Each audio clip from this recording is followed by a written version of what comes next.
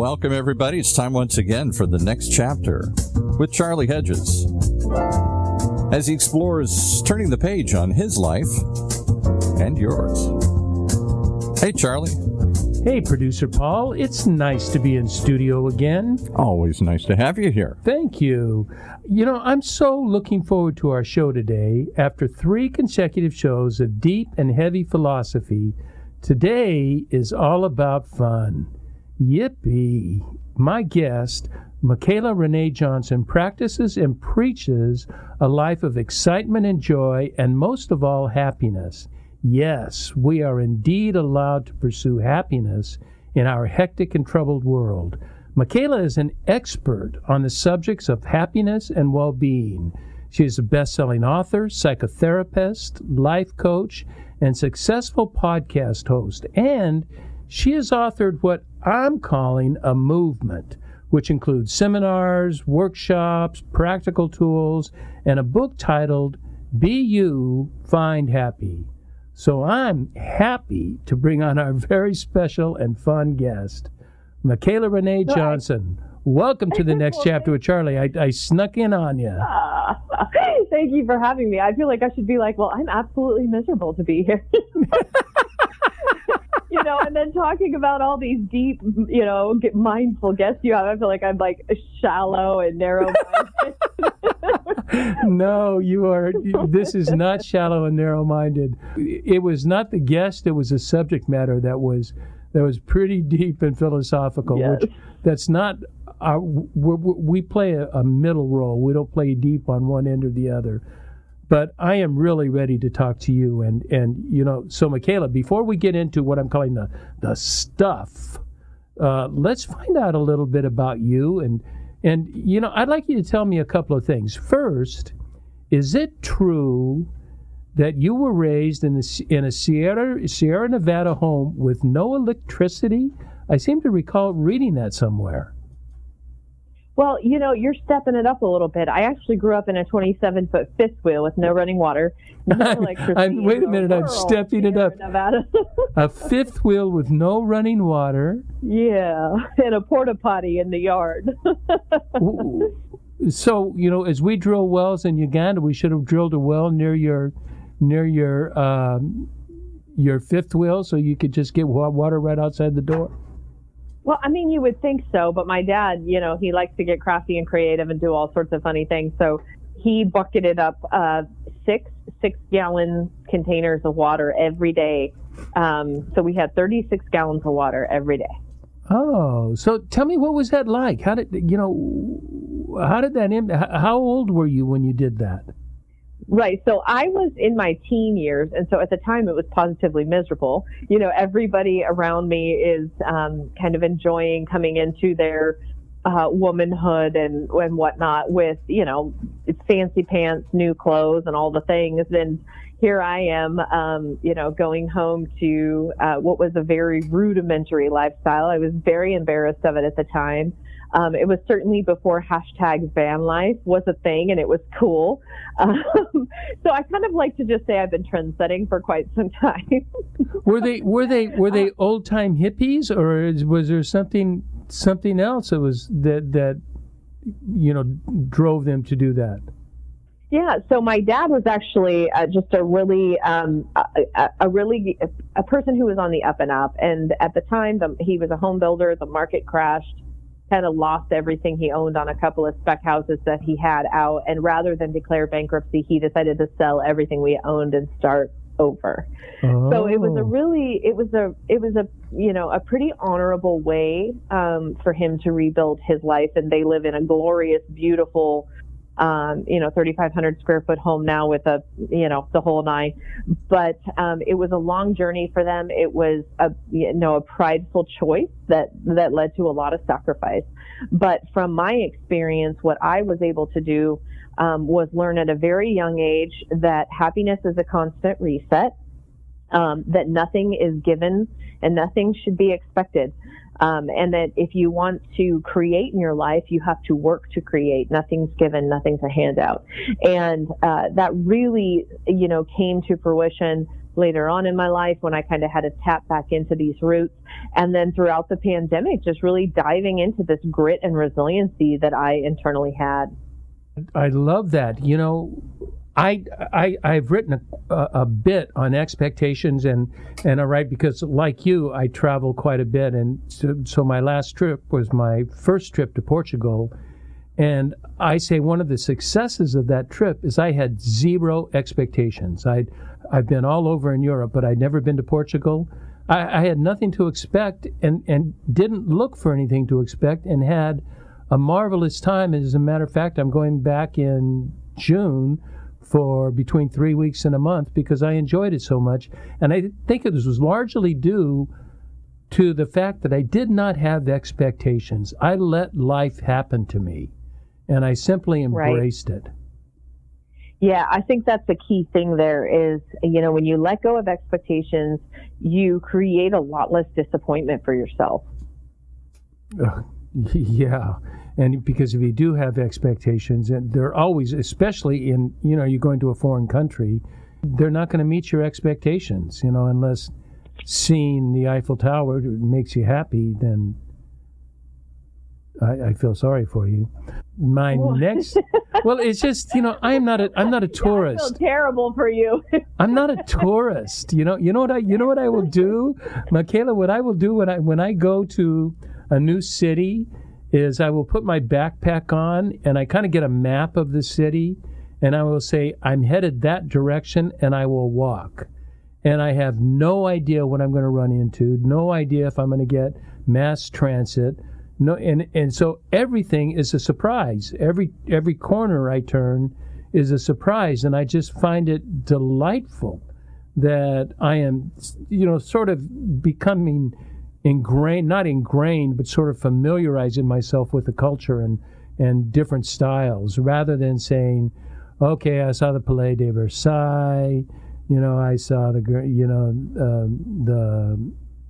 Notre Dame.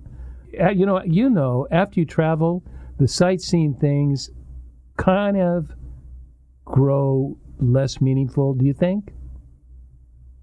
You know, one of the things that I just always truly enjoy from travel is getting to experience life from a different perspective. And I think one of the things that I'm always constantly reminded of is that Americans tend to live life really fast.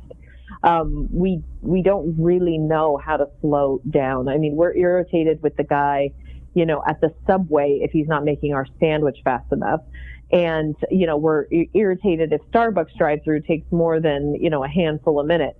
And so my experience with travel is that it's always that reminder to slow down, have a little bit of gratitude for the convenience and ease of life that we really do have in America. Yeah, I think that's a great insight. I concur all the way. My second question, and I was reading again about you, and I really latched on to this self-descriptor that I'm the boho mom, and I'm sure boho is short for bohemian. Am I right about that? So I want to know more because I think that really tells a bit about your personality that may or may not come out. My guess is it's going to come out in the podcast, but tell me what that's about. You know, I just kind of take an approach to life that is a little bit more roots oriented, a little bit more, you know, understanding, I think, for the fact that there's an importance of learning how to be a human. There's an importance of learning how to sustain life. And so in that way, you know, we have a farm, we have a homestead full of creatures. You know, my son collects the eggs on the daily. He knows how to cook those eggs. We have a massive garden, and, you know, we do not buy groceries all throughout the summer as far as produce and vegetables and fruit go. And, you know, this has really taught him a lot. There's so many analogies for this way of living to just general life. And I think that it's been a really profound experience for all of us to have to understand, to live in synergy with nature and have a profound respect for Mother Nature and also a great appreciation. So it's it's a very natural way to live. And yet, we certainly go to the Target, that sort of thing. But for the most part, I try to create an environment that's incredibly peaceful, a lot of, natural elements from wood to plant life and things like that create that serene sense of being synergistic with our surroundings. Does that relate, do you think, back to your raising in the Sierra Nevadas?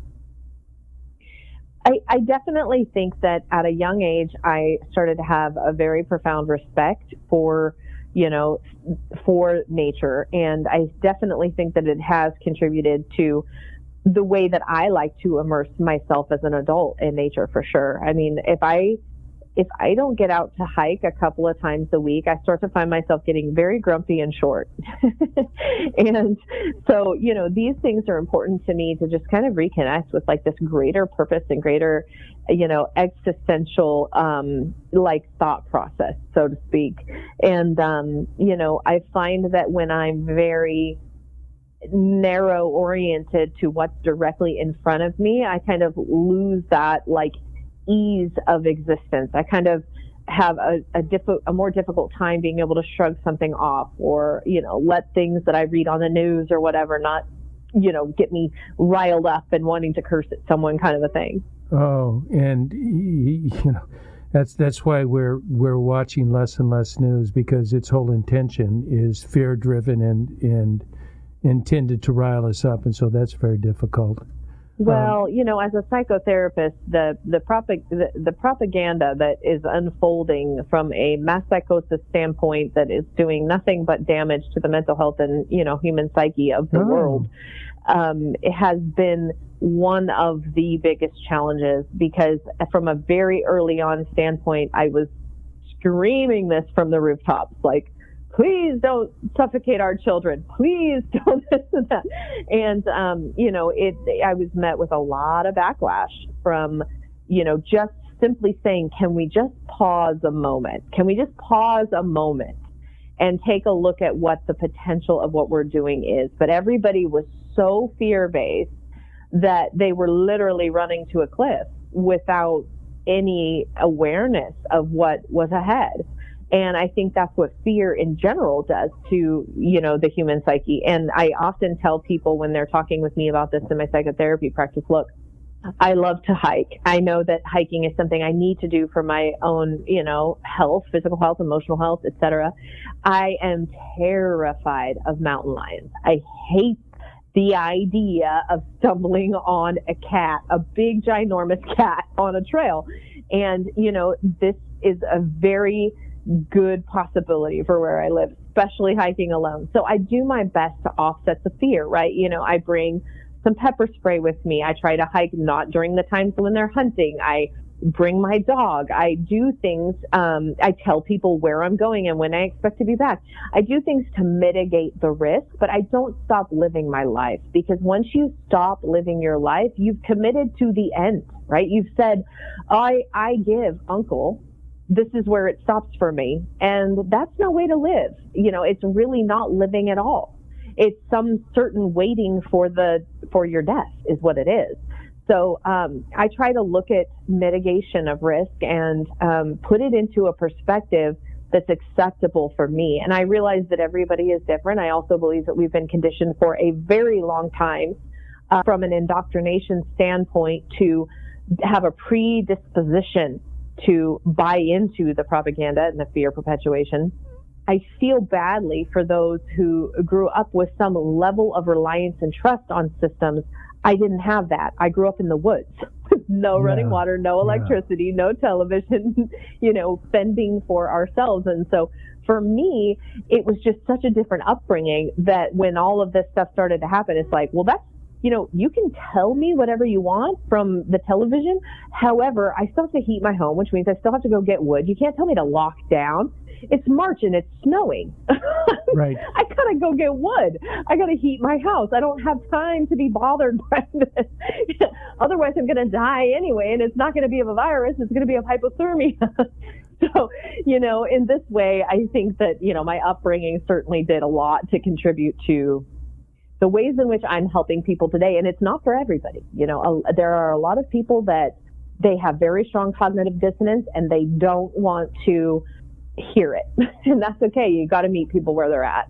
Do you think it has to do with safety and security, that this is what we know, and radical change of lifestyle or one's thought is so fearful to us, and we, there's a tendency to want to avoid that. And do you think that what's going on now and all of our issues, that there is this fear of change and the unknown, and I want to return to the past and what's safe, and so they're not going to venture out like you do and do things? Do you think that has something to do with it? I mean, I definitely think it's a fear of acceptance, right? So there's a certain level of, because they say so it is. And when we take that position where we don't want to, where we kind of want to stick our head in the sand, then we get into a situation where the world is still happening around us, but we can kind of avoid it for a minute. You can avoid it for a minute until you can't. And I think then that's when, we start to see people having these profound kind of come to Jesus moments where it's like, wow, I was in denial. Yeah. And, now this thing has happened and I can no longer be in denial. And I think that's what we've been seeing in the past couple of months, and that's why I think we're seeing so many uprisings and things like this, is that you can only stick your head in the sand so long before that sand blows away and you have no choice but to see what's around you. It's been a boon for psychotherapists because, all of my friends, I have several friends that are psychotherapists, and they talk the same language that you are, that, the numbers of depressions and obviously, suicide and anxieties and so many issues have increased with COVID just, exponentially. And that they just say their client lists are just filled. Are you finding that? I literally don't have a free hour. I mean, it's like I'm playing Tetris to try to move people around and get everybody that needs help in. I added an extra day to my practice. I mean, it is definitely a wild time. And I've been a psychotherapist for 11 years now. So it was interesting. In the very beginning of the pandemic, everybody went into this kind of flight, fight, or freeze, a survival mode, whereby, everybody was like, we're in this together. You're my best friend. Me and my spouse, my team member, we're doing this. Everybody went into this survival mode. Like, let's just get through this together. Yeah. That quickly dissipated. And then what I saw was, couples that suddenly didn't have all the things that were distracting them from what was broken in their marriage, like going to happy hours, having dinner parties, traveling, etc., was gone. Yeah, all the numbers. Right, and the survival part of the pandemic was dissipated, and they're literally sitting in a room, in California, probably 600 square feet, staring at each other going, who are you? Do I like you? Yeah. And so, from that perspective, it's been very interesting to see how this has played out. And I think, the silver lining in this is that a lot of people had to step back and reevaluate their humdrum, lukewarm life that they had been living for a long time. And it's kind of funny because growth does not come from comfort zones, right? It comes from leaving them. That's where it comes from. So on some level, like the entire planet had to leave its comfort zone, right? Like everybody individually had to step out of that in some way or another. And it's been interesting to see from a psychological standpoint, which is something that, is near and dear to my heart. I'm always kind of assessing how that has played out from a humanistic standpoint. You're speaking of current events, the COVID and, our political divisiveness and all what's going on. Plus, your particular paths all seem to be drawing you. I can see how happiness and well-being are so essential aspects to your what I'm calling your movement, as I look at all the things that you're doing around those subjects. Do you find pursuit with your audience, pursuit of happiness and well-being, do you find that being more profound now than it was, say, 5 years ago? It's interesting. I would say 5 years ago, the pursuit of happiness was stronger. When I started the Be You Find Happy podcast, 150 episodes 3 years ago, I was kind of at the forefront of this idea of like being yourself and speaking your truth and this sort of thing. And everybody was like meditating and doing the gratitude journals and like all the things, And then what I found was people were like, yeah, that's a crock of shit. Really? None of that stuff is working. This isn't the secrets to happiness. And that's when I actually started the But Why podcast, which is really a narrative shattering podcast. And, what's interesting is I recently had a potential client send an email out to the people that book my sessions for me. And they said, well, we thought she would be a great fit, but then we heard her new podcast, and now we've just decided, no way. We do not politically align. And this is interesting, too, right? Because politics and medical choice have really never been a topic in the therapy office. It's never even been something that's come up until the past couple of years. I mean, never before. And I'm a registered independent, just for anybody listening. I've always taken the stance that I want to have the ability to make an educated decision based upon each particular issue and not based upon a candidate. I'm so with you. I'm so with you, Michaela. But I've, being a part of the medical freedom movement, right? Freedom of choice and speaking loudly about the psychological effects of what we're doing to our society has pigeonholed me or kind of cornered me into the position of like, oh, you're a Trumper or something like that. Oh, is that so? I was wondering which side of the aisle they would put you on. They would put you on the right? Well, now, but the funny thing is I have 150 episodes of a podcast where I'm clearly a hippie, right? I'm clearly a bohemian mom. So I am an oxymoron. Like I am literally a walking oxymoron. Nobody. Good for you. Good for you. We're supposed to be that. I have 2 or 3 definitions of me that I really admire, and they're meant.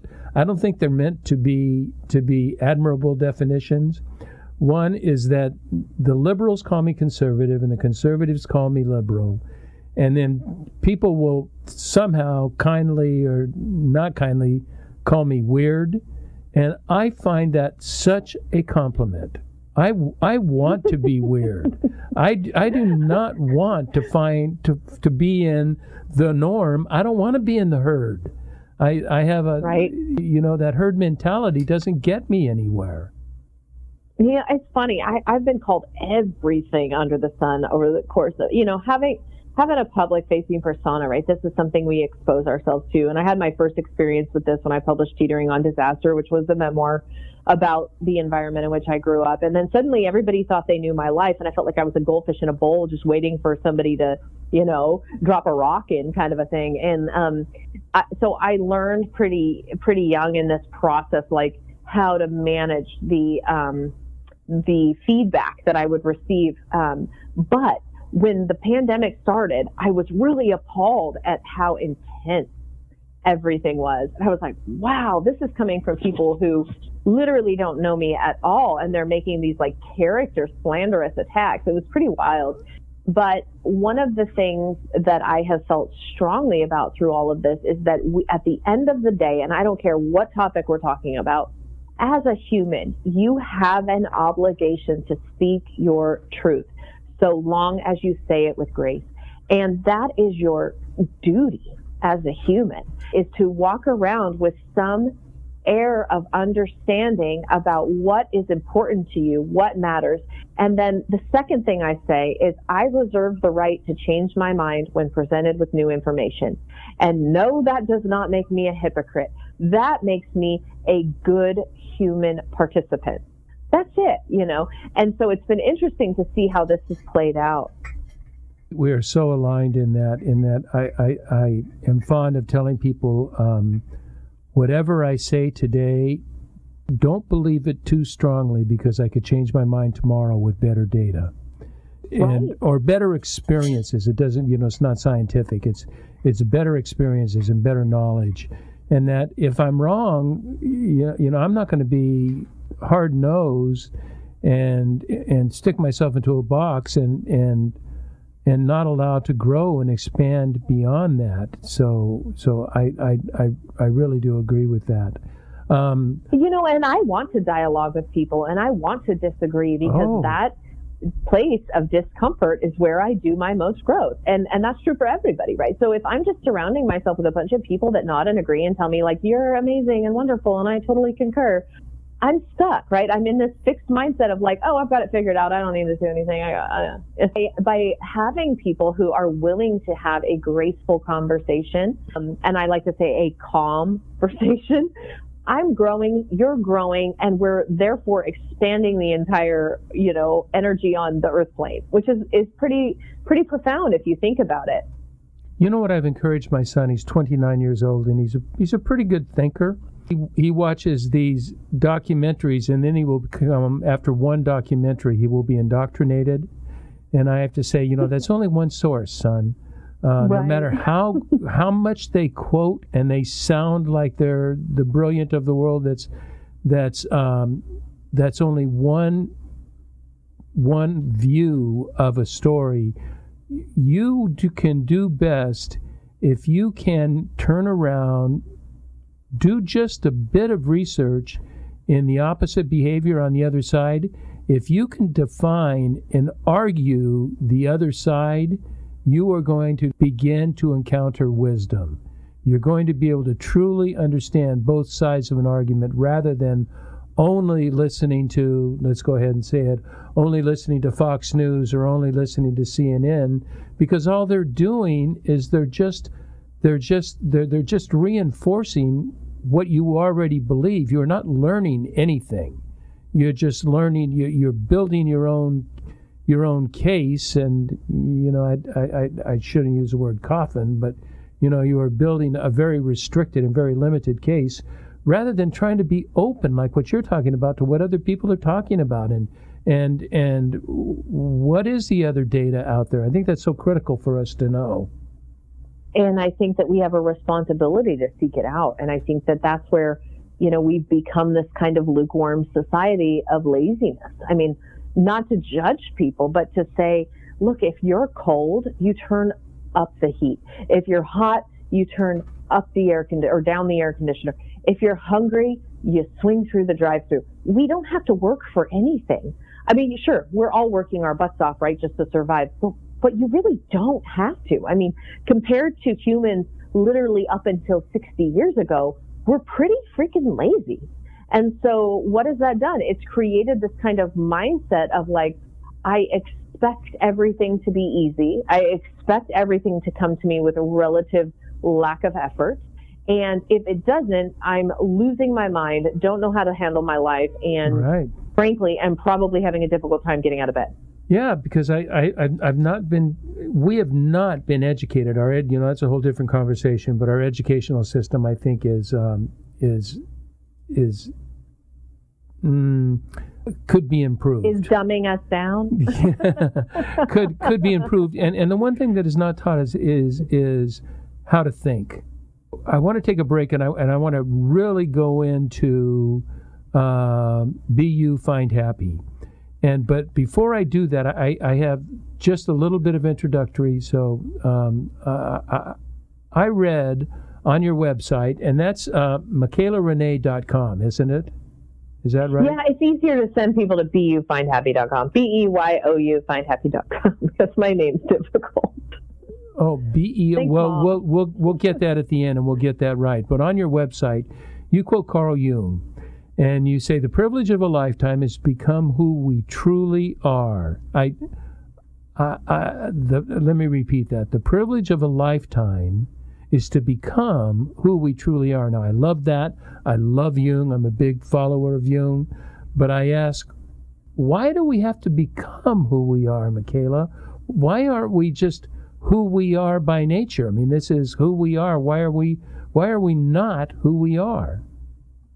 Going to commercial break, or am I answering? No, you're answering. Okay. I wasn't sure if that was the teaser to get people to come back to find out. That would have been a good teaser, wouldn't it? Yeah. Oh, well. Missed opportunity. Dun, dun, dun. There we go. We built up the climax there. So, I think because from a very young age, we have everybody telling us how to be. I think that's just really what it comes down to. And so we start to determine that in order to fit in socially, we have to do what everyone else wants us to do and become what everyone else wants us to become. And look at this, right? Think of when you're 12 years old and somebody asks you this question. Everybody's been asked this question. What do you want to be when you grow up?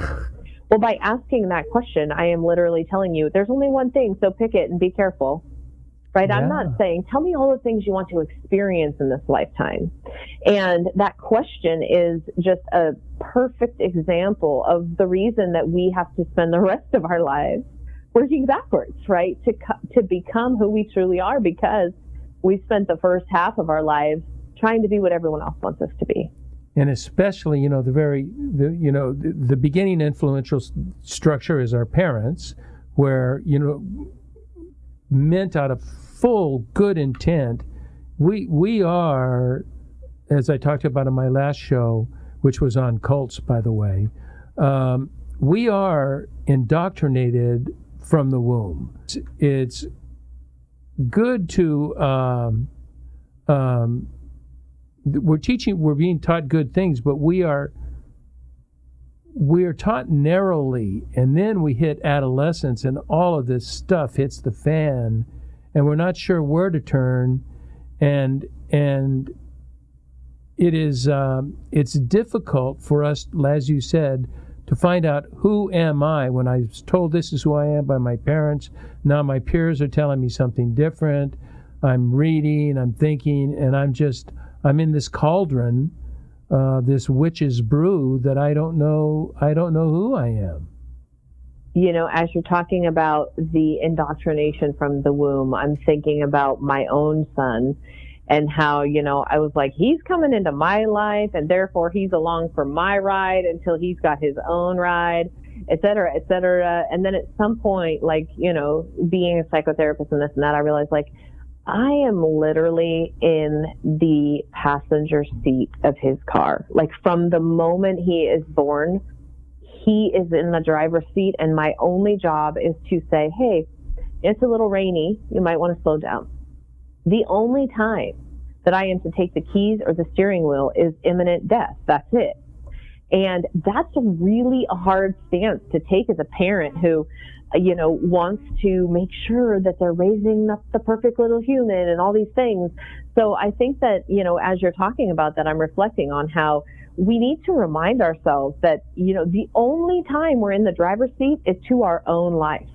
That's it, I love it. That is great. And with that, Michaela, I want to take a break, and then we're coming back to Be You, Find Happy.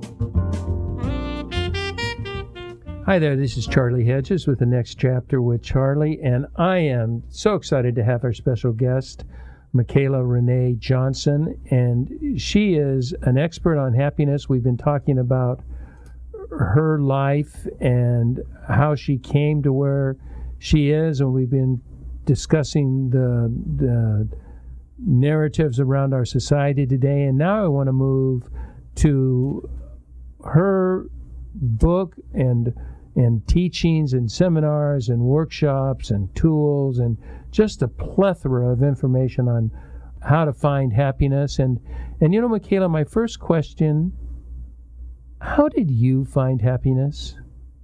I don't think I have found happiness in the sense of, hey, I've got happiness and it's in my pocket and that's that. I really think what I encourage people to look at happiness as is a constant reset, right? There's always someone who's trying to take it from you or something that's trying to take it from you, even if it's just the person that cut you off on the way to work, right? But now my happiness is threatened because I'm going to be late and I was having a good day. So I think when we start to look at happy as something that when we experience it, we need to shout it out. Then we can start to realize and create more moments of it. So it's truly about being resilient and being able to bounce back when you're not happy, to pull yourself from that space and, reach more of a plateau so that you can have more moments of experiencing happiness. They say misery loves company. People love to be mad, and then they want to stay mad, and then they want everyone else around them to be mad or angry or depressed or bummed out or whatever. They want to drag everyone down. So I think that it's really about saying, I am so enjoying this, amazing glass of lemonade I'm having, sitting on my patio watching the sunset right now. And then whoever's next to you say, isn't this amazing? Isn't this wonderful? What a beautiful moment. And I do this all the time with my son, but I'll tell you this, I learned this from him. When he was 3 years old, I was in a mom mad rush, right? I'm like literally dragging the kid from the car to the grocery store, get the thing done, get back to the car. And he puts on the brakes. I'm talking in the middle of the parking lot. And I'm like, what now? I turn around and he says, Mom, smell. And it was this literal bush of flowers in the parking lot of the grocery store. And I went, yeah, I need to stop and smell the roses. Like, I literally need to stop and smell the roses with you. This is the most important thing. They were at his height. And in that moment, he saw something beautiful, something that spurred up a happy moment in him, and he wanted to share it with me. And he literally stopped me and said, enjoy this with me. Look at this, smell this. And that's what you mean by saying it out, by proclaiming it, and because when you shout it out, it reinforces that which is inside of you. So not only do you help other people, you're helping yourself in that process. Exactly. And so from that moment on, I had this profound realization from this like tiny little old soul that I needed to slow down. Like, I really needed to slow down, and I needed to appreciate these very brief moments of happiness that we all have, because we're so busy moving on to the next thing that we miss them. And so, have I found happiness? No, I'm constantly looking for it every day. I'm looking for it every single day.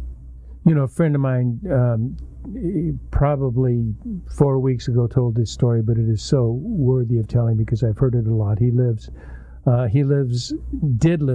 longer lives, but lived on a little hippie island of Vashon Island in the Puget Sound.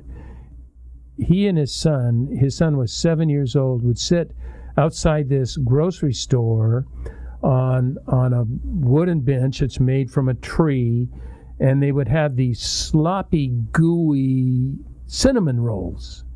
And his son would sit there, and his son was 7, and they're just sitting there and they're watching the traffic, which is, 2 or 3 cars every 15 minutes. And the son is just filled with all this goo and all this. And he looked at him and he said, Dad, this is the life.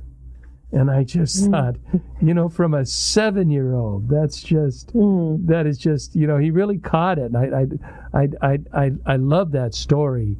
You know what we're going to have to do? We're going to have to get a little technical because we've got to have a ground. I would like to know, how do you define happiness? So do you want me to send people home with some tips, tools, and tricks? Because I could do that for sure. That I have. Is that included in your 5 tweaks, or is that something else? Yes. So here's what I recommend. If you're trying to create happiness, right? If you really want to start, like you're like, oh, this is all great and hippy dippy, but all the woo was wonderful, but how do I get there? I'm just generally a disgruntled, grumpy person and cannot figure this out for the life of me. This is what I'm going to say. Number one, when you wake up in the morning, commit to yourself that you're going to find one thing to be grateful for. I know this sounds really silly, but my dad used to say that his dad used to tell him, I used to complain I had no shoes until I met a man that had no feet. And when you take that approach to life, it doesn't matter what you're going through. There's always someone who has it worse. And I'm not saying don't feel woe is me for 5 minutes, go on ahead, but don't sit and wallow in it all day. Find something to be grateful for, even in your crappiest experiences. That's number one. Number two, tell someone else they're amazing and wonderful. At some point in your day, pass a compliment. Why? Because in giving, there is receiving. So anytime you're dropping in someone else's bucket a compliment, your bucket's filling up 2 times.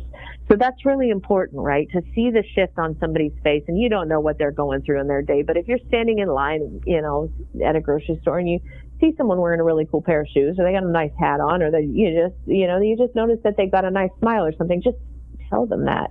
They say, hey, I really like those shoes you've got on today, or wow, you look really nice today, or did you do something different with your hair, or I really like your attitude.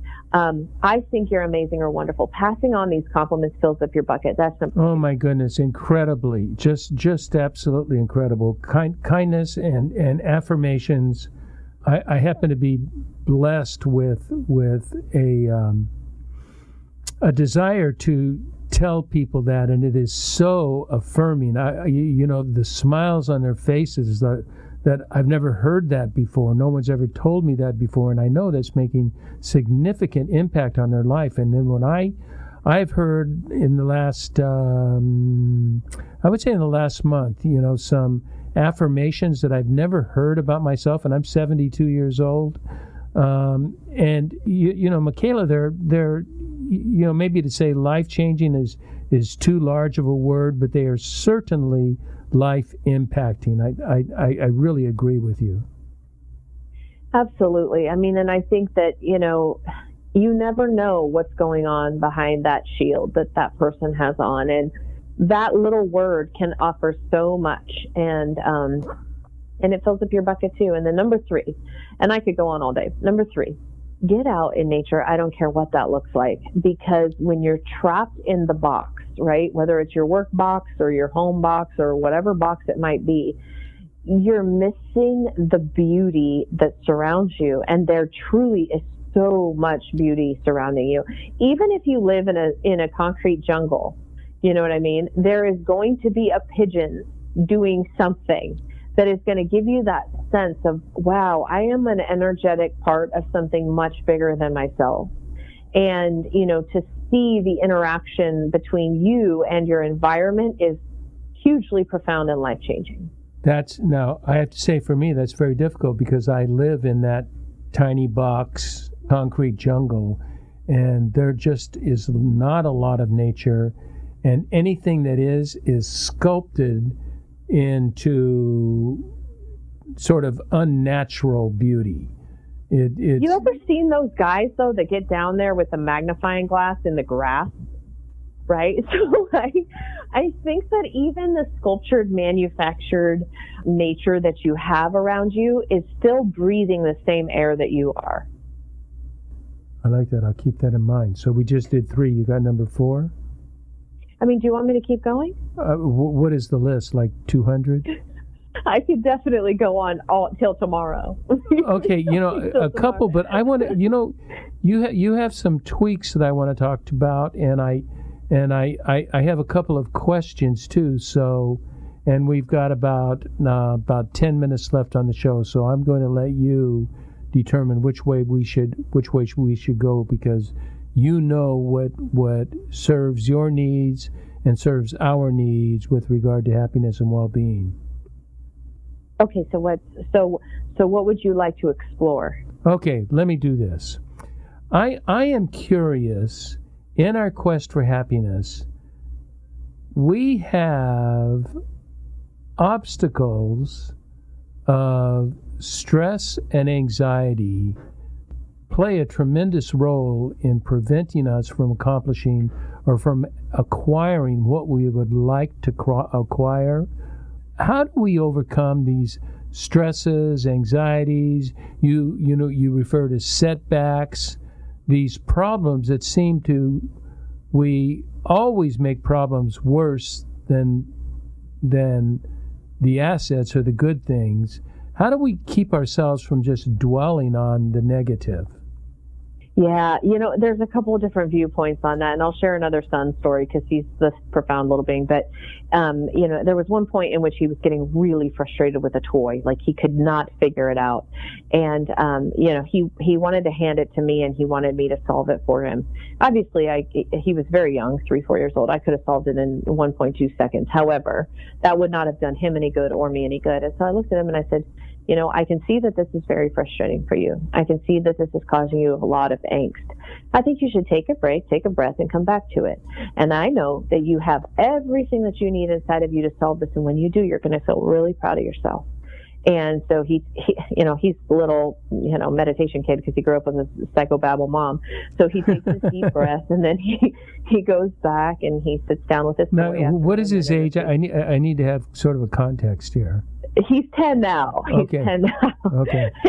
And so he comes back because he had a little timeout cushion that he could go and sit at. And it's so funny, when he was young, he would say, "I'm putting myself on timeout," because he knew he needed a break, right? And I'm like, dude, I put myself on timeout all the time. So he learned that this was like a little special space that he could go and sit and just decompress. And it wasn't like a bad thing. It wasn't a punishment. It was just, hey, we all hit, time before overhaul that we need to like kind of chill out and decompress. So he does that, and he comes back and he starts working on his toy. And I'm kind of, walking by the bedroom, and I'm seeing he's finishing it up and he's doing his thing. And he comes out and says, look, Mom, and I look over and I said, "I'm proud of you." He goes, I'm proud of myself. Really? Like, oh my goodness, your teaching is sneaking in.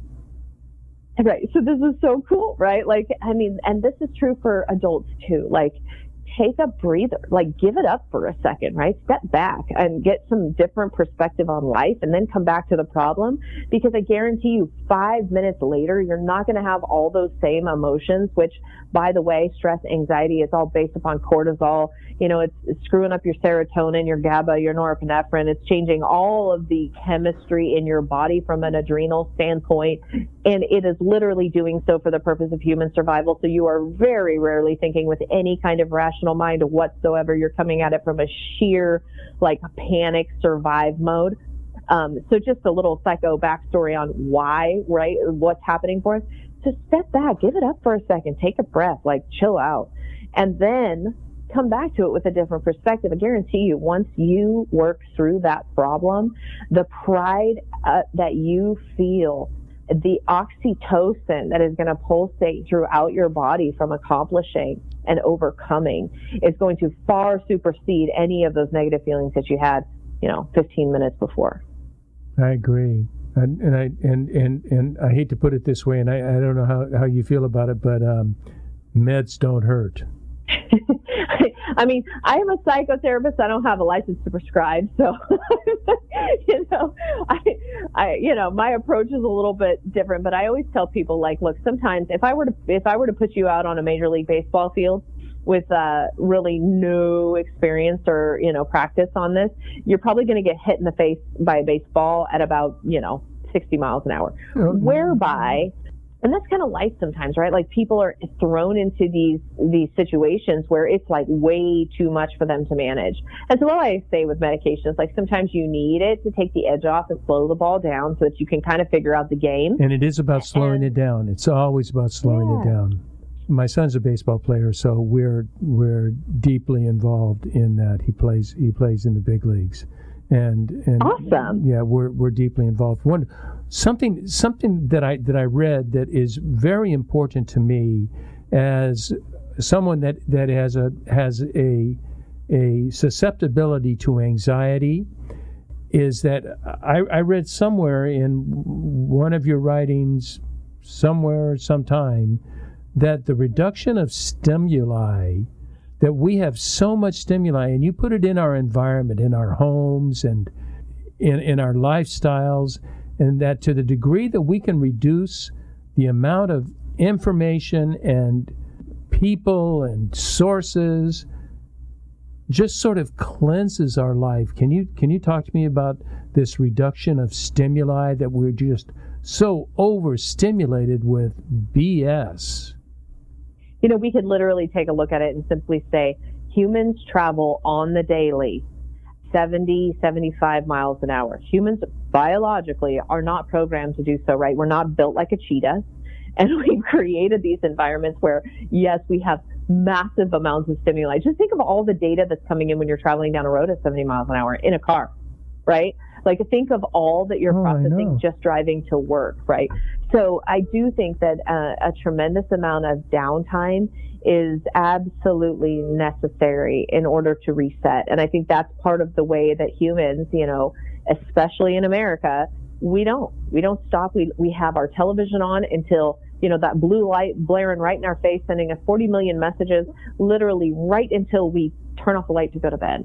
Some people leave it on while they're trying to sleep. I forbid television in my room. We have one in the house. I can't remember the last time it was turned on. Anything that you can do to diminish that, like choose a bath, choose a cup of tea, choose a book, if you hate reading books, pick up a little thing of poetry, get off your phone and wind down, let your brain come back to human status. Otherwise, we're all going to end up as like these transhumanistic little robots running around. You seem to write about that I think, I don't know if it was an interview with you, but of the clutter in our homes. If we can reduce the clutter, we reduce home stimuli, and we walk into peaceful rooms rather than rooms that are just sending messages of busyness and sending messages of distraction. And this kind of goes to that boho lifestyle, right? I have a lot of floor space, very minimal, very limited. Visually speaking, there's not a lot in the way. And I think that if you just look at your room right now as you're listening to this, whatever room you're sitting in, look at the amount of clutter or the amount of things that can pull your attention, and then think about your mind. Generally the space that we create mimics the mind that we have. And so if you want to create more space in your mind, create more space in your physical world too. And that can look like a lot of different things. I mean, I know people that, have not cleaned out their homes or done a Goodwill run in years. How much of that are you actually using, and why are you allowing it to take up space? And if you're allowing physical things like this to take up space, what kind of people are you allowing to take up space? What kind of thoughts are you allowing to take up space? I think it's a very important part of all of this. I'm silent because I'm pondering that. I think that's very strong. How much do we allow external stimuli that can be other people, or it can be our own selves, and that our physical environment in our home are a reflection of our soul, or a reflection of our neediness, and that should tell us a story about what we need. Oh, I was just going to say, I totally concur. And I think that, all of these conversations, I think, propel people to look at these things. And I think that we do get stuck in that kind of comfort zone, and we don't want to think about it. We do want to stick our head in the sand on these sorts of topics. So I think the more that we dialogue about it and converse about it, the more that we can stimulate our minds in a positive way. That's a growth-oriented way. Thank you. And I think I want to close with that. Michaela Renee Johnson, you are amazing, and it has been so fun. The time has just flown by. Thank you, Charlie. I had a good time. Thank you. And how do you like people to get a hold of you? Is it at that website? And you gave me a different name for that website. Yeah, BeYouFindHappy.com. BEYOU findhappy.com. BEYU findhappy. YOU. Yeah, BeYou findhappy. Oh, really? Okay. .com. Is there any other way you would like people to get a hold of you? Or is that that's really the best way that I recommend. I'm kind of bipolar on social media. Yeah, I'm with you. I'm not very good at it. My executive assistant wants me to upgrade my LinkedIn page and all these, and I say, I go in waves. I'm like all in. I love this, and then I'm like, I hate it. I never want back on. I know. We're so self-critical. Well, thank you, Michaela Renee Johnson, for being on the show, and it has been a total delight. And I wish you the best. I think you're on to several different ideas that are helpful to people that need to know. So for everybody, that's it for today. This is Charlie Hedges signing off. Bye for now.